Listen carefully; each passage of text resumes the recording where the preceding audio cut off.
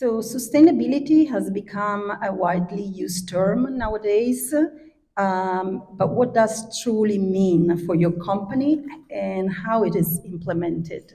So you can introduce yourself and tell us more about it. Darrell, you're the first. All right. Man first. Thank you so much. So I'm Daryl Jackson, Director for Workplace Strategy here at Target. And I'm so excited to be here. Actually, I'm a stand-in for our sustainability team members. They are working so hard that they couldn't be here today. But I'm also very excited about this topic. A little bit of my background, I've been with Target for about a year and a half, but prior to this, I worked for Herman Miller before it became Miller Knoll for 10 years. So sustainability has always been an aspect of our work, and they ingrained in us the importance of understanding things around circularity and what have you. So from a Target perspective, what I was really excited to learn and understand and be a part of is that we really approach it in three key ways. One is about looking at a holistic approach, and you'll hear more of that as we talk here today. The other is around product circularity, and also just how you need to be transparent. I know that I've given like 2 or 3 minutes, so I can go like 5 hours on this. So I'll give more space to other folks, but I'm just really excited to be here and talk a little bit more about this topic. Thank you. And then Marisa. Okay, I am Maria Giovanna, short is MG. And I work at Acafil, that's an Italian multinational company producing synthetic fibers and chips of nylon 6. I think that sustainability is part of Aquafil's DNA because of the location where everything started. We are based in the northern part of Italy, close to Garda Lake, which is the biggest lake in Italy, and surrounded by the Dolomites, so mountains. But the real process with the big assessment started in 2006, although the company was established in 1965. And sustainability for us is really our commitment to the future. So we started when sustainability was not that fashion as it is today. And when I was talking about it, the people were looking at me like I was, what are you talking about? Now it's easier. And I think that sustainability also pair with circularity and also inclusivity. So now I give the mic to Erica. I'm Erica Nesi from S.p.A. We are an Italian manufacturer. We produce door hardware and bathroom accessories. So talking about sustainability, I know that maybe this is something that you have already heard, but it's in our DNA because for us, sustainability pairs with responsibility. So when it happens, this worth to become a topic where we were already ready to be sustainable, because when you do something in a responsible way, when you have a responsible approach of what you are doing, you have to be sustainable and you have to be inclusive. Even before you understand that what you are doing is sustainability and what you are committed to is to be an inclusive manufacturer.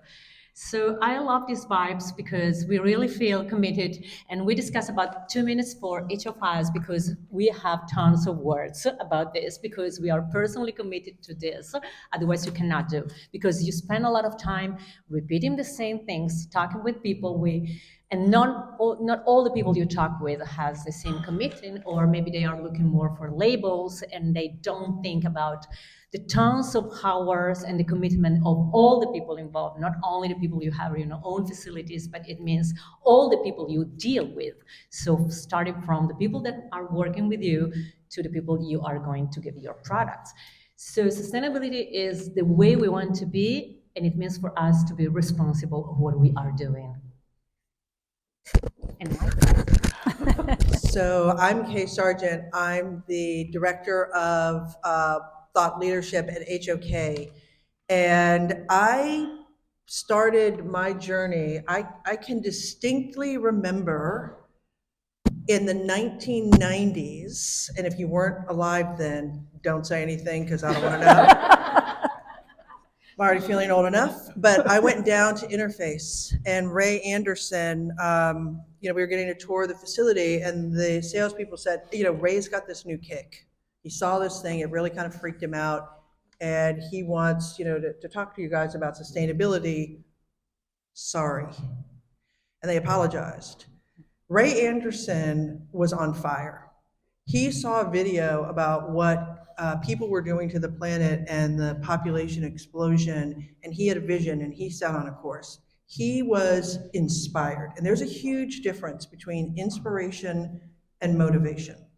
Inspiration is, I see something, I don't care what anybody else says, I believe this to my core and I'm going for it. Call me crazy all you want, but it doesn't matter. That man changed the world. And I would actually argue that 90% of people that do sustainability are motivated to do it. People that are motivated are usually motivated out of fear that they're going to be left behind, or if they don't do it, they're going to look bad.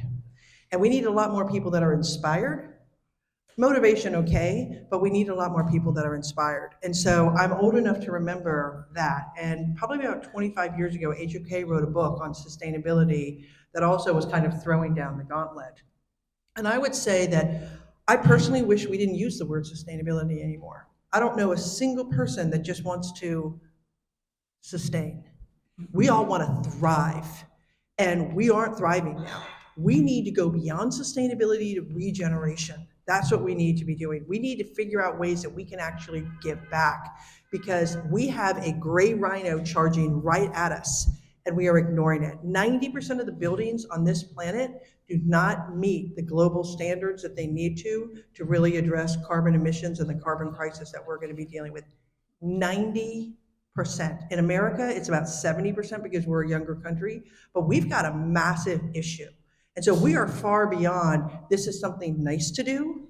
We need to triple and quadruple down on this, because this is a huge issue. And if we want to be able to look our children in the face, we need to step up to the plate now and make some serious, serious strides on this.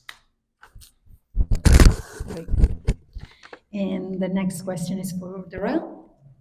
As manufacturers of finished products, could you focus on one aspect of sustainability and provide maybe an example of your company's best practices? So as I mentioned a little earlier, we have like a three-pronged approach, from holistic to product circularity to transparency. And in particular, when I'm thinking about an example, I steal this analogy from my colleague Beth in sustainability. So if you think about like the perfect neighborhood, it's not my neighborhood, it's not the house I live in, the lawns are perfectly trimmed, the garden beds are nice, the siding is clean, and there's not a missing roof or a shingle on the roof. But that, I think what you see in a lot of cases is what we try to do as manufacturers, to put out the best story possible of the successes we're having. But what really makes the difference is the transparency of letting you in the house.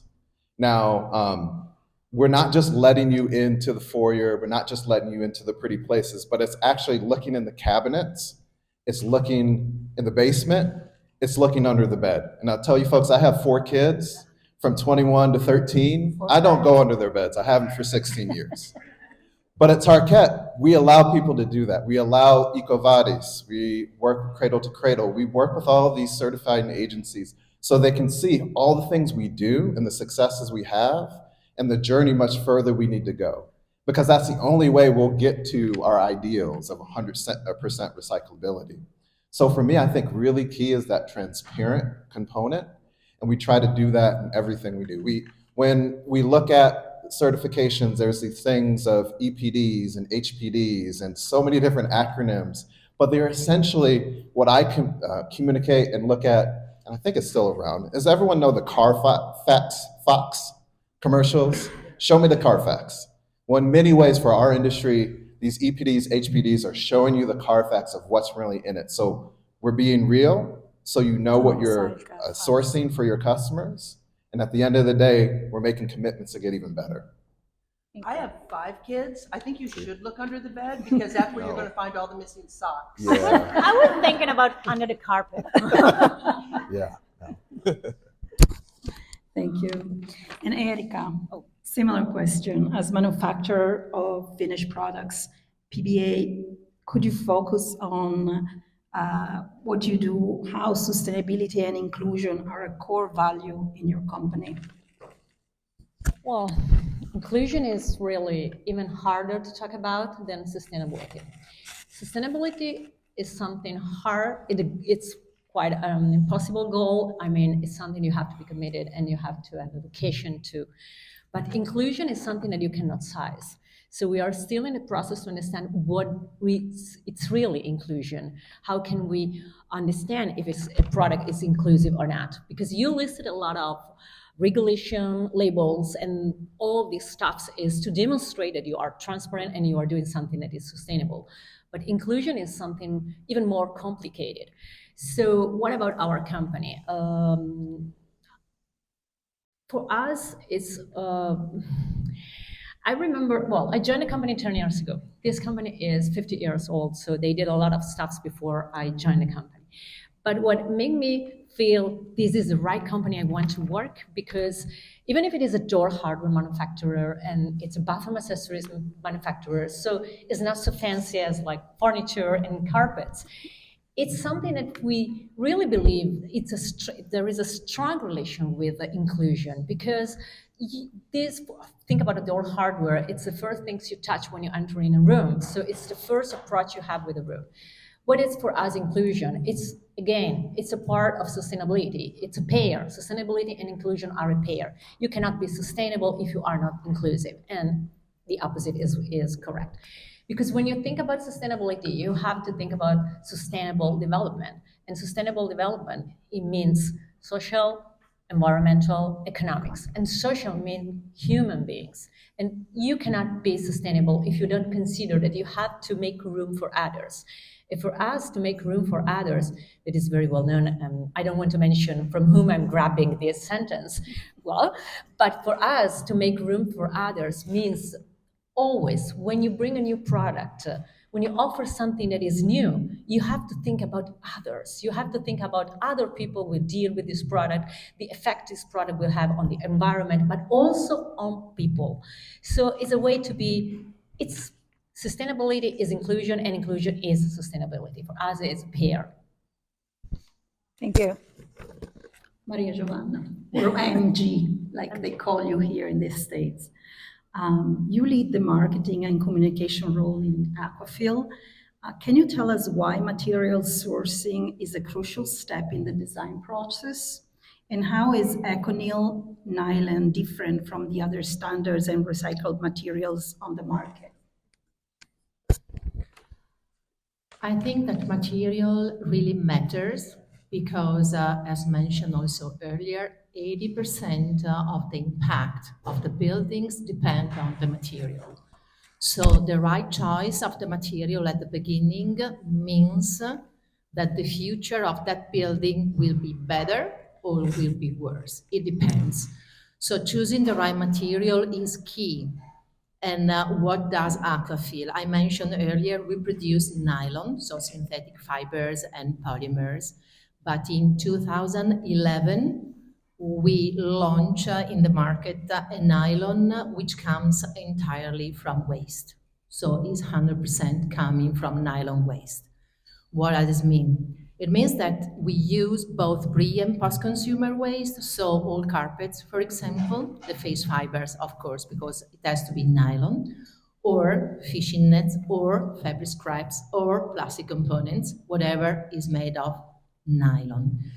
We do chemical recycling, so we call it regeneration because you come back to the building blocks of the material.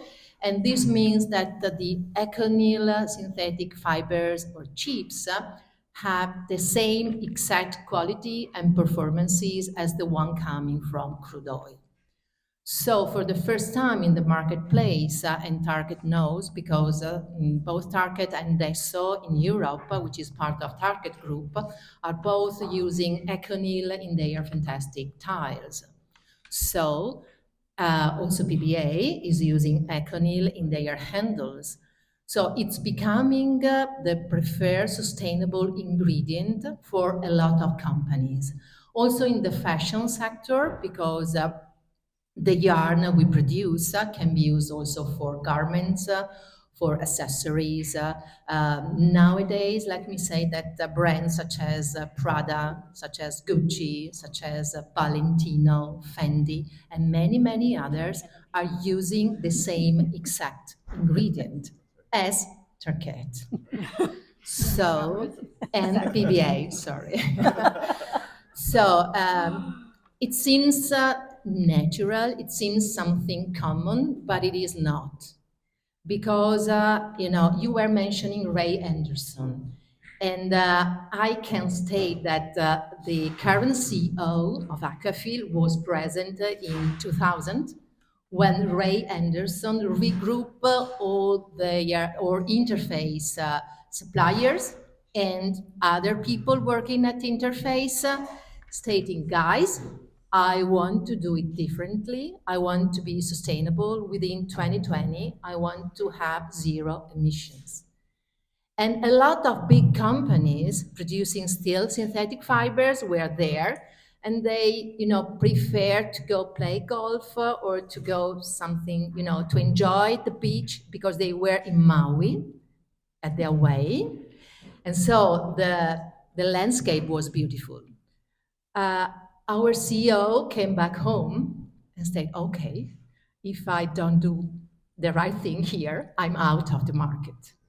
And this is what sustainability means nowadays. You are sustainable or you are not part of this business anymore. Thank you. And can you tell us, Maria Giovanna and Darrell, can you tell us a little bit more of what you do together? Yeah. What we do together, beautiful things we do That's right. together. Let us know. Okay, yeah. Let's say that both here in the States and in Europe, both Target and so in Europe, which is part of the group, use econyl as the preferred ingredient, as I told you earlier. Even more important, we established a different cooperation with them because they can give us back some old carpets or part of their old carpets they collect back because we use the, let's say, old nylon to be regenerated into new fiber, into new polymers. So this is the very strong relationship because I do believe that sustainability can happen only if you cooperate in your supply chain, also in different or cross supply chains, because what is waste for you is raw material for me. And I love that. And I think my experience at Miller, what was really interesting, and we were talking about this before the start, is you can be very committed to your supply chain and sourcing. And particularly in furniture, Miller did that really well. But what's interesting is I got to see the product in components when they then went through the manufacturing facility. And when they came out, it was always a difficult thing to understand what was their responsibility after that product is old and can't be reused. Now, there are other entities out there that help furniture manufacturers really divert that or donate or piece apart, but it was always kind of a nebulous thing. But what's been really cool being at Tarkett and being able to engage with Aquafil is you can see it. Like I can see the actual fibers come together, the yarn weaved into our soft solutions, the fibers that go into for rubber. But then at the end of the day, we also take that responsibility of taking it back. So we have our Restart program, which has been around for a decade plus, and we've been doing it globally. But I've really made a commitment to say that if we're working with you, we want to ensure that that carpet, that flooring solution, whether ours or competitive, does not go to landfill. Does anyone know, this is a quick quiz, I only knew this like 2 weeks ago, so if you don't know, that's fine. But how much carpet goes into landfill each year in the US alone? You might know. Okay. You should look at our website, then you know, because we have it plastered everywhere. Because it's a very stark number. 5 billion, and anyone correct me, 5 billion pounds of carpet every year goes to landfill. That is carpet. That's not even just looking at the host of other flooring that is out there. We had made a commitment, and in 2022, we had diverted 1.5 million pounds worth of flooring from landfill. Our commitment now is in this year to do 3 million. And because of our partnership with Aquafil, we've from year over year increased 300%, which is great. But compare that to 5 billion, and we've got so much more to do. So we're driven to do more, but collaboration and cooperation is key, and that's why we partner with folks like Aquafil and others to make that happen. Thank you. Thanks. Now I turn this way. Inclusivity is obviously another topic, another core value we've been talking about. What does it mean and how it is connected to sustainability from a manufacturer point of view and from a designer perspective? I think we can absolutely share this answer. So maybe you go first. All right. So for us, human sustainability is a huge issue as well. Environmental sustainability is important, but so is human sustainability. And we've done a tremendous amount of work as a firm around diversity, equity, and inclusion, and done a lot of research around neurodiversity.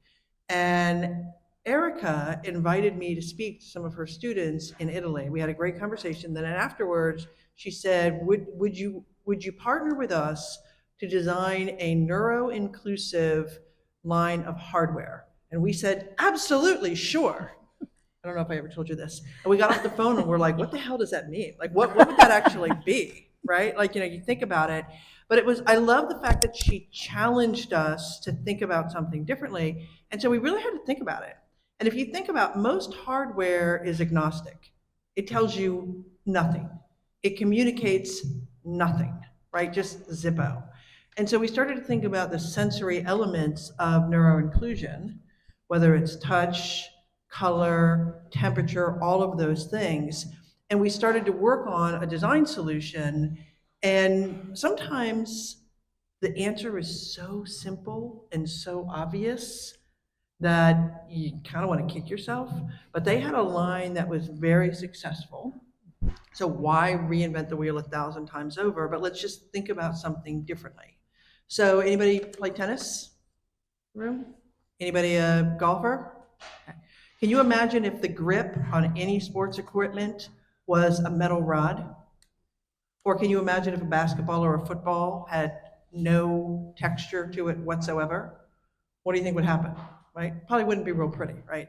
And so we started to think about the fact that that texture and that grip is a critical part of how you feel when you connect with something. And as Erica said, the very first experience you have in going into a space is touching the hardware to get in. So we basically said, all right, well, how could we make the hardware communicative? So metal is cold, is hard, doesn't feel like you have a grip. It can be slick, and it doesn't really communicate anything to you. So what we did is we created a version where there's a grip to it, that you feel like you have a secure hold on that the color can communicate something to you, and it's warmer to the touch because we're using your fabulous product in a very new way, and it's more sustainable. And we designed it in a way that was interchangeable as well. And we basically picked up on their #1 product seller and just introduced a 2.0 version of it that allowed people to introduce visual, tactical, thermal, and I don't know, what other way, sustainability. Yeah, whatever. But all those different elements. So now it actually does communicate something to individuals. And so the solution at the end of the day ended up being pretty straightforward and pretty simple. But I think it really addresses all of those different things to help really make it more inclusive. Yeah, I just would love to add something about why we decided we want to do something more with hardware. Well, first of all, because we produce our hardware and bathroom accessories. So this is what we do. And if you want something to happen, you have to do your part, even if it is small. So if you think about a building, there are tons of square meters of carpet and generally a lot of handles We are lucky, but you are not used to consider hardware as something like really impact in terms of sustainability or in terms of inclusion, but it is. So this is what we are doing, and we decided we want to do it differently. It's all the same. We are using the same word. This is the first time the fourth of us are seated together. So it's funny to see how we are saying the same things, how we are in the same vibes, and just because we share the same commitment and the same ideas that we can really change if we want to. So I would love to add also these topics about my company. We are women owned and women managed. And maybe this is the reason why we are really focused on what it is inclusive. I think it's in our nature. It's just nothing to create some segregation and separation, please. I'm Italian, I don't want to be misunderstood. But it's a way to make things differently. So since the very beginning of the foundation of our company, we launched a bathroom materials series. The name is Design for All. I know everybody here who is involved in design knows what is the FA, but we decided to call this range with this name just because we want to offer something that is designed for all, meaning that is beautiful. So when you design something and you want to offer a solution to, I wouldn't say a specific target, but to as much as more widely target, one thing you have to be committed is beauty, because it's so easy to do products. Well, it's easier to do products that, for example, helps accessibility, but they are not beautiful. So you are doing something that is segregating. And you think about when you are traveling and you go to a hotel and they offer you the accessible room for a less rent. And you say, why? Just because in people's minds is something different. No, it's not something different. It's something beautiful. So we decided to launch this series because we think that inclusion means also offer beautiful product, not only solution, but also beautiful, because beauty is something that we deserve. We all deserve the same. Thank you. Thanks. And now a question for the two manufacturers. So I start with Darrell. From your perspective as manufacturer, how can you help designer to choose products that are truly sustainable and promote inclusion? Well, I really love this question because I think it can be elusive to think about inclusion and sustainability and flooring and products all together. But when I came here to Tarket and I got to know Kay really well, and she doesn't know this, I've adopted her as my sister from another mister because she has taught me so much around neurodiversity. She had started some work with my predecessor. But what really opened my eyes to the fact is that we all have a role to play here. So one of the things, so as workplace strategy, I really talk to our teams and say, in workplace, what we're going to do is set a foundation for people to do their best work, where they're going to thrive. And how we do that is considering things like design. Because what I learned from the neurodiversity research, and she's going to be able to speak to this way better than I can, but I'm a student, so bear with me. But when you think about things of the various spectrums, and you think about neurodiverse talent, and that is 30% of our population. It's not the 5% or the 1%. 30% of our population are neurodiverse. But what also goes beyond that, we all have some level of neurodiversity in us, both emotionally, physically, mentally. And what really opened my eyes is when you think about color and pattern, there are times when we need to be awakened and alive. And when you go into an office, it drives you to do something new and different. There are other times when you need to come into an environment and focus and be able to call to things of nature so that you can focus on the work that needs to be done. Creating environments that can balance both of those is key. And from our perspective, we believe we can design products that help you do that. The other element, and you'll hear this goes into the kind of the S of the ESG, is social equity. We have white papers that go around and talk about, indoor air quality being a social equity issue. And I hadn't heard that from a manufacturer talk about it, but it became very evident that how you design your products can protect folks from an indoor air quality standpoint. There are 25 million people suffer with asthma. I suffered with asthma as a kid. I have a daughter that does. 50 million people suffer with allergies. And no matter range or kind of physical condition you are in, that affects your productivity. And so if we can create environments that are clean and better for you, which we try to do with our products, make them easier to clean, then we have a better opportunity to create a cleaner environment for indoor air quality and also make it more equitable for everyone that's coming into the space. So that's kind of the perspective I look at there. But again, well, I'll let you speak and then we should hear from the guru. Can on I this tell one. you Yeah. something that you probably don't know? Yeah. So I feel like I'm on Truth Serum tonight. I'm like outing myself on this one. But we started to do a lot of stuff about inclusivity with Target early on. And we created a tool for them and did this. And I don't know, I was talking to some folks one day in our office and somebody said, what the hell does fluorine have to do with neurodiversity and inclusion? Anybody in the room thinking that right now? I'm sure all of you are probably thinking that somewhere in the back of your head. But we basically said, you know, it has a huge element in that because a lot of people that are autistic can't look straight ahead. They have a very difficult time with eye contact. So they tend to look down and they navigate by looking down. And if the fluorine pattern is really chaotic or overwhelming, they can very easily get disoriented and literally almost even get like vertigo and get nauseous. And the fluorine, it can define a space without walls. It can tell you where to walk, where not to walk, where you are going into a space that is defined for something else or whatever. And so I shared that and they're like, okay, that came back. And the same guy came up to me a few months later and he goes, you know, I want you to know you've ruined space for me because I can never look at fluorine again without realizing, well, that was stupid. Why did you do that? Because now all of a sudden, there is a science to what we do as designers, not just an art. There is a science to it. And we have not leaned into that science enough. And we need to make more intentional, better choices. And if we understand the ramifications of what we're doing, then we can do that. But in the void of that, we can do some pretty stupid things, and we prefer not to. It was for Erica the same question I asked Darrell. How can you help designers? Well, I think we can help designer giving them all the instrument to understand which is the right product and give them all the information. So it's not a matter to be transparent, but it's also a matter to offer a direct cooperation. So we can help designer giving all the information, giving all the transparency about what we do and how we do and what is in our product and who we are. And for us, it's really important who we are. And with whom we are dealing is also really important.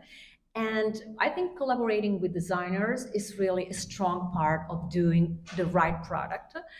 But I was listening to Kay and she was mentioning data-based design. So design things using data instead of art, which is part of the way you can do things in it differently. And if we think about inclusion, is really something harder to define. And it gives me the idea of talking about what we are doing together with Aquafil, which is something new because you are absolutely more than me, and there's no word about, better than me in the sustainability topics, which is very technical, which is very specific, and there are tons of rules, regulation, and things you have to refer to. But when you talk about the inclusion and inclusivity, it's a little bit harder. So, Okay. okay, no, because I think Okay. it's taking time. So, do you mind if I ask you to introduce this? Yes.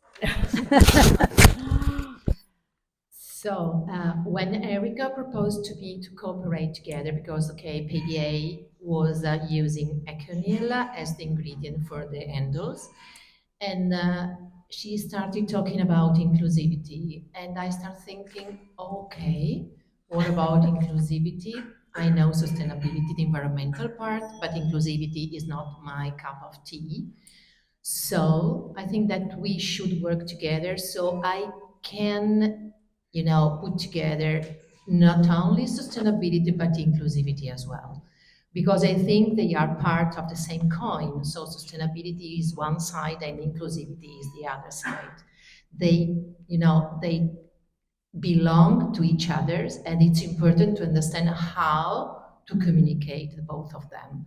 Because as Erica was mentioning, Environmental sustainability is made of data. So you have LCA, you have certifications, you can measure how sustainable you are, how much CO2 emission you can avoid, and so on and so forth. Measure inclusivity is a different thing. Can I answer how I think this manufacturers can help?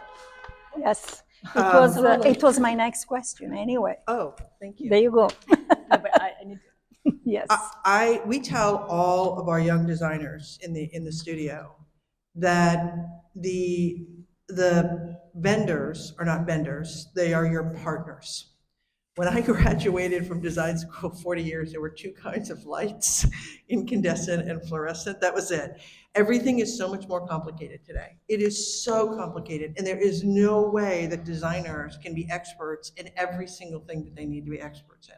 And so we really encourage our young designers to look at the industry partners and to lean on you, because you know your products really, really well, and you know how we can be designing smarter. And I don't know a single designer, I don't care how many years experience you have, that couldn't be doing something better than they're doing right now. And so we need to kind of put our egos to the side. We need to partner with industry, and industry needs to partner with designers. I will tell you, I feel very honored to sit up here, because all of these companies have come to us and said, you all know something that we think would make our company better, and we invite you to share that with us. And hopefully we've helped you make your stuff better and vice versa, but we are better together. And designers that won't let partners come in and meet with them, to me, that's gotta end, because it is way too complex. And I think we've done a lot of research also. We think about sustainability and the impact that the buildings have, but in an average building stands for 70 years. If you flip that interiors every 10 years, that's 7 times you are flipping the interiors of that space. So the products that you are specifying times 7 actually starts to rival the footprint of the building, the architectural element itself. So we have a huge impact, and we need to own that, and we need to embrace it, and we need to partner with people that will help make us better. So you all, I think, really need to lean in to help educate designers a little bit more. And I know that they're not always welcome to that, but they need to be. So we are here to do it. Happy to do it. So just a few words about what we are doing together with the University of Venice, the Architectural Department of Psychology Architecture. So when we start talking about how we can communicate sustainability and inclusivity, this beyond, I mean, not through something that is written in a label or something that is certified by the third part. We have to step behind from the relationship of people with object. So if you think, I think one word is very well known from architects and at least in the design community is the word affordance.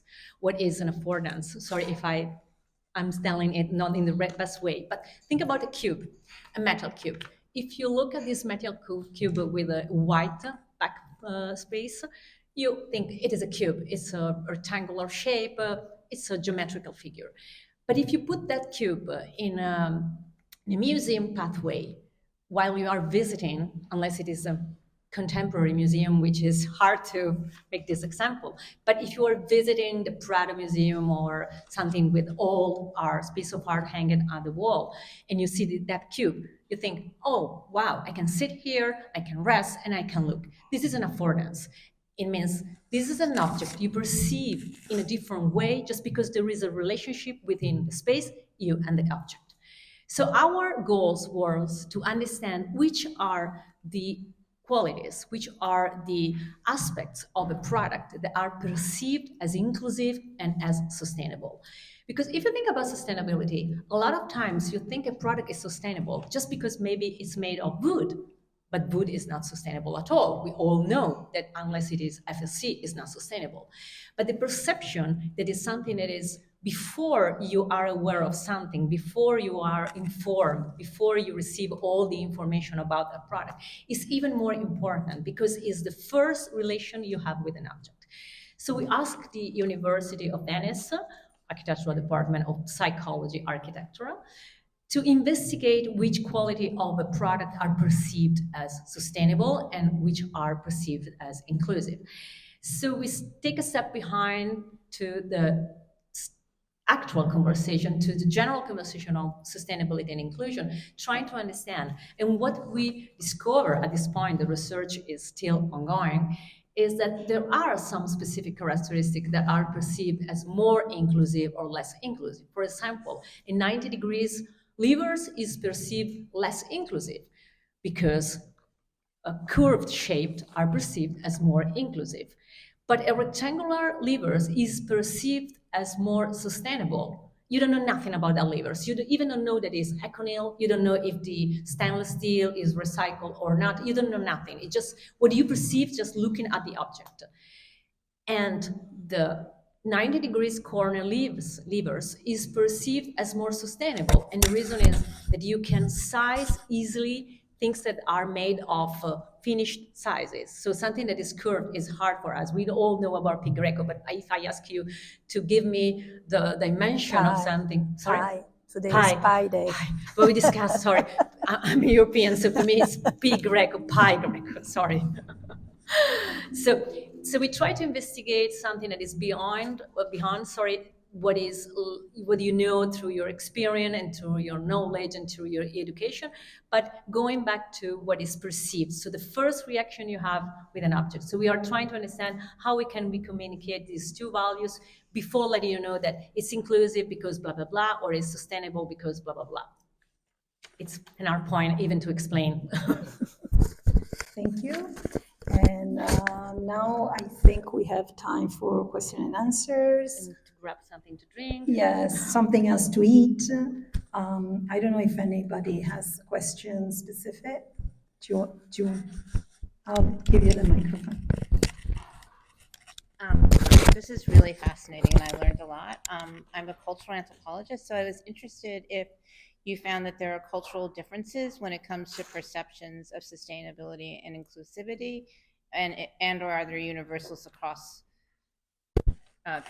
countries or cultures or nations? It doesn't matter. So the question is if any culture or any Cultural differences. Yeah. yes, there are. Yes. But for example, the red, the color. If you think about a color, is something that expresses something that is sizable. Because if I give you the RAL, or if I give you the Pantone, for everybody is that kind of red. But if you think in terms of culturally, red is the colors they use in China to get married. For us is the colors you wear at the end of the year for party. So there is a cultural influence. But if you take a step beyond this cultural influence, there's something that is deeper inside yourself. Think about children. I don't have, but I have a lot of friends, they have. And if you look when they are playing, they need to do two things. They need to hide and they need to step in a higher position to have the control of the situation. This happened to all the children all around the world. So what we are trying to investigate is, despite your cultural background, despite your educational background, despite your personal background, there's something that is related to you as a human being. It's easy to think about biophilia, for example. It's a concept that is well known again in architectural, and it's the tendency every human being has for natural environment. So even if you are born in a city like New York, well, you have a lot of nature here, but think about a cities where you don't have nature. You have this feeling, you have this tendency to natural things. So what we ask the university is to investigate, is there something, is there a quality? They are called tertial quality, so it's quite complicated, really, it's even for me. But is there something that is perceived beyond all of this as sustainable? Because if you think about Econyl, do you mind? This is, don't kill me, plastic. For everybody, it's plastic. You think, oh my God, it's plastic. It cannot be sustainable. That's not true. So we are investigating how we can communicate before we give you a label that say it's Aconyl, it's 100% recycled and recyclable with the same quality of the virgin material. Before this, what we can use to communicate that is sustainable. Again, inclusivity. We have ADA, you have ADA, but these rules are not so strictly and are related to accessibility. There's nothing about inclusion in the ADA. It just, okay, you have to put the levers at this height. This is the maximum lever force you have to operate the levers or the door. So there is a lot of confusion even in these topics. But if we are able, and this is we open a long path. If we are able to understand what we can use to communicate something to your deep inside, we will have a goal because we will be able to let people understand, not only the educated community, because for architects I think it's easier, but think about people who has no knowledge about what is inclusivity, about what is plastic and what is not plastic, about what is wood and what is recyclable and recycled. So we are trying to, you are wearing a black. What does it mean? Are you serious? Sure. Does something bad happen in your day today? No. But black is a color that generally is worn when you are very formal.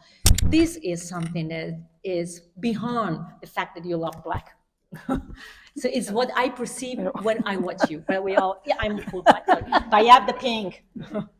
So I think it's a great question. We're doing a ton of research right now on how different people respond in different environments.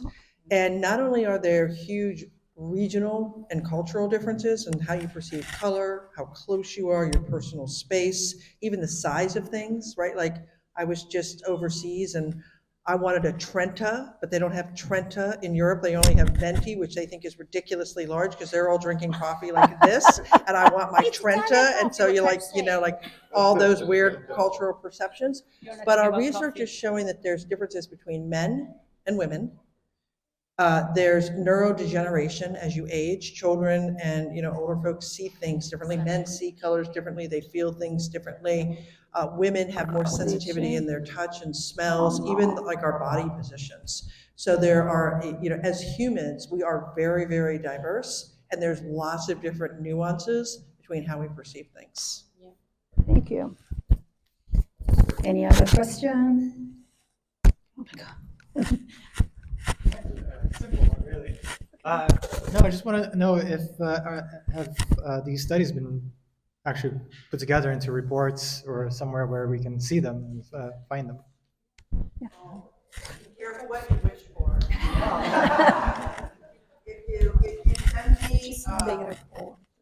If you send me an email at kay.sargent@hok.com, I will send you a link to, I think it's up to 15 reports that we've done on neuroinclusion, specifically on neuroinclusion.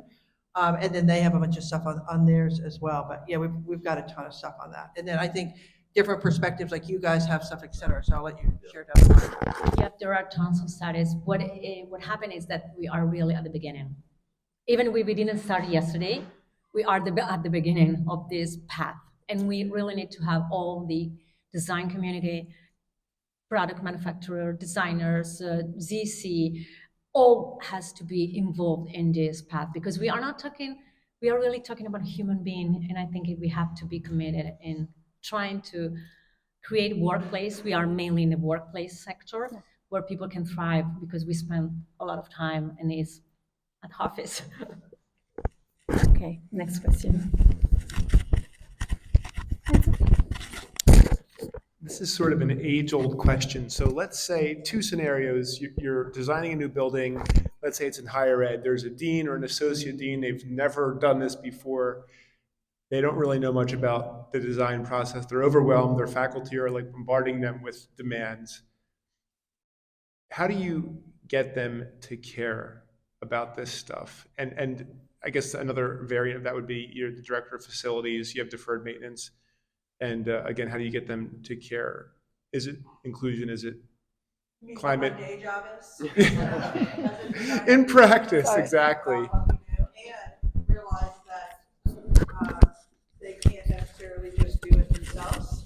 Yeah. So it's education. And I think we have totally changed the way that we engage with our clients right now. As designers, typically we go in and we say, what is your vision? Okay. Our clients don't even know where they are, let alone where they want to be. Like their whole world has been flipped upside down.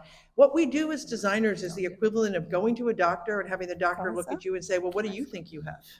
Right? So I think we've totally changed the way that we engage our clients, and we do something called framing the possible. And we say, here are the issues that we know are impacting today. We do this every day. By the way, every single person in the design community has the curse of knowledge. We just kind of assume everybody gets what we get because we do it every single day. They don't. For most of our clients, this is something that they do once in their career, maybe, okay? And so not only do we need to educate them about it and to say there is absolutely a science to this, but I'll just tell you my dirty little secret. I always make the plug because all of our clients, no matter what, whenever you're talking to somebody, what they're all thinking is, how does this impact me personally, like, right? And what we try to convince them is this is a legacy. This building will stand 70 years, 40 years. If it's an interiors, it could be there for 10, 15, 20 years. We're not designing for right now. We're designing for the future. And what is it that next generation, if you've got a 5-year-old, the chances are they could be in this space. So how are you designing to think about what they want? And so one of the things we also do is when we think about diversity, equity, and inclusion, we challenge our clients. And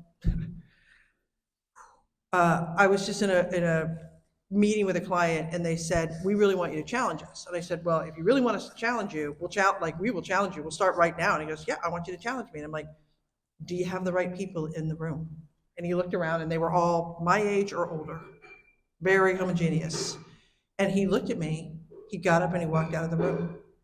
And I'm like, okay, well, great. You know, I'm not gonna be coming back to this job anymore. And I looked at the rest of the people and I'm like, what just happened? And they're like, well, I don't know, like, just keep going.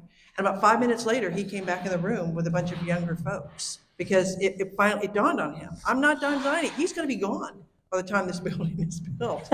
He's designing for that next generation and get them in the damn room.